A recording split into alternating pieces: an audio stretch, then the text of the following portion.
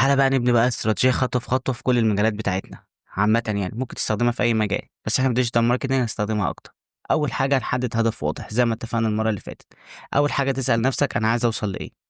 مثال تزود المبيعات 20% خلال 3 شهور أو تجيب 100 عميل جديد الشهر ده، يبقى تكتب الهدف على ورقة نوت في الموبايل عشان يبقى ده الهدف قدامك. أنا كده حددت هدف واضح أقدر أعمله في وقت معين.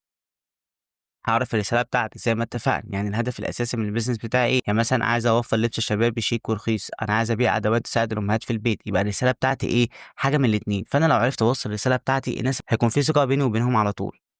تالت حاجة حدد الميزة اللي تخلّيك مختلف، زي ما اتفقنا، اسأل نفسك أنا مختلف عن المنافسين في إيه؟ ممكن السعر، ممكن خدمة أسرع، ممكن الجودة، مثلًا مطعم بيقول لك أنا الأكل عندي بيوصل في 15 دقيقة، زي ما اتفقنا إن دي هتكون ميزة.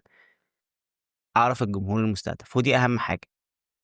أنا دلوقتي مصور photographer، فأنا من الناس اللي باستهدفهم الناس اللي هتبدأ في خطوبة أو الناس هتبدأ عندها فرح، فأنا ده الفئة اللي أنا مستهدفها. أنا دلوقتي يعني هاعمل حاجة للأمهات في البيت، حاجة في المطبخ، فأنا هاستهدف الإيه، الأمهات، أكيد مش هاستهدف الشباب اللي هم من سن 18 ل25 سنة، لأ أنا عايز الأمهات اللي ما بعد ال25 و26 و27 سنة. لو أنا عايز أبيع تيشيرت شبابي مثلًا، يبقى الجمهور الأساسي من 18 ل30 وممكن من 18 ل25 لو التيشيرت فيه بعض الprint اللي هو مش هتناسب الناس الكبيرة، اللي هو لأ أنا مش شايف إن أنا ممكن ألبس print معين على التيشيرت دوّة، فإحنا لازمًا نعرف الجمهور بتاعنا وهنخاطب مين وفين وفي أنهي منصة كمان.